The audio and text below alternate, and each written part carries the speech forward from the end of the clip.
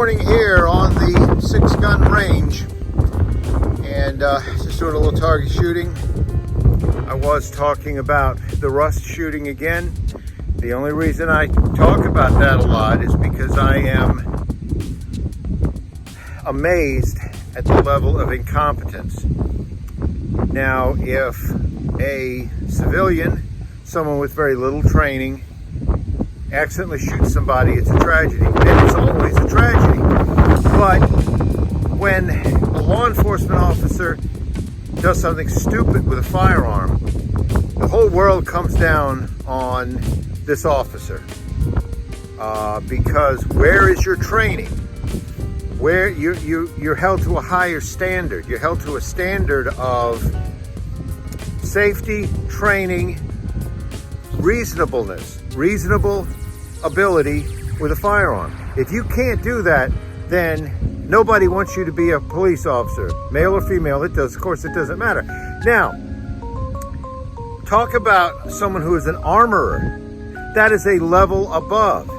Talk about somebody who is a movie producer and was an actor for 30 years. I don't know if you're at a level above armorer, but you're at a level far above the average citizen.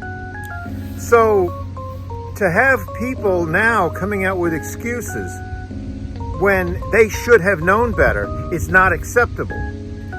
Tragic accidents do happen, even to professionals, but we hold professionals acting within their profession to a higher standard, no matter what that is.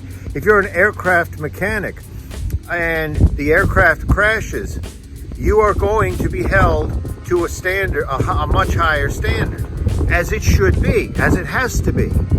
So that's why I talk about it.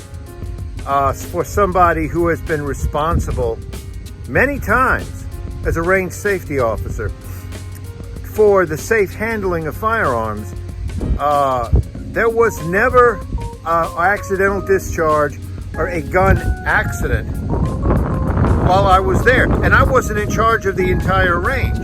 There were several range officers on duty the entire time, and nobody over 20 years had an accident. Maybe we were lucky, but that's not luck. That's training, and that's ability, and that's responsibility. Now, sometimes people would drop their brand new gun and it would fall. But if you checked to make sure the weapon was safe, aimed in a safe direction, that can be dealt with. Nobody downrange where they can be shot, and so forth. You have safety procedure that backs up safety procedure, that backs up safety procedure. If they're all followed, you're as safe as you're safe. Let me just put it that way. So when a movie production, they said it was a low-budget movie production, $6 million. $6 million, I will never see $6 million. That, to me, it doesn't matter what the budget is. If the budget was so low that you could not afford to follow safety procedures, which is ridiculous, but let's just say, then you don't have real guns. Then you go to Walmart and you buy a couple of Old West looking guns that are BB guns, or they can hurt you too, or airsoft guns or plastic toy guns, and you paint them black and you add in the report later with editing software. I can do that now on my phone. I just generally don't because it looks like crap. However, that is preferable to having somebody get killed or injured with a firearm, both of which happened.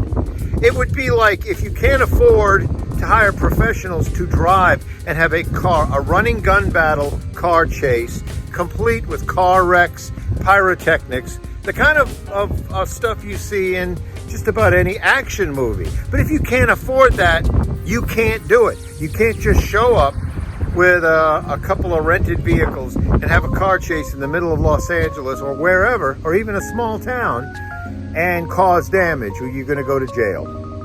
Anyway, that's, again, another 2 cents. I think I'm up to about $1.50 now. But anyway, let's go ahead and do some shooting.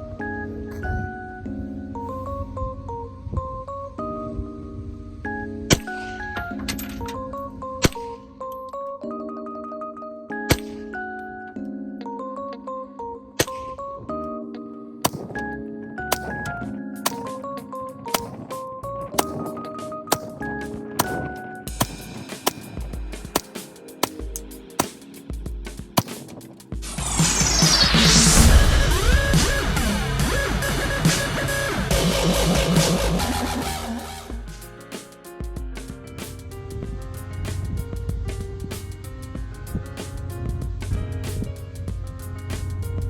have here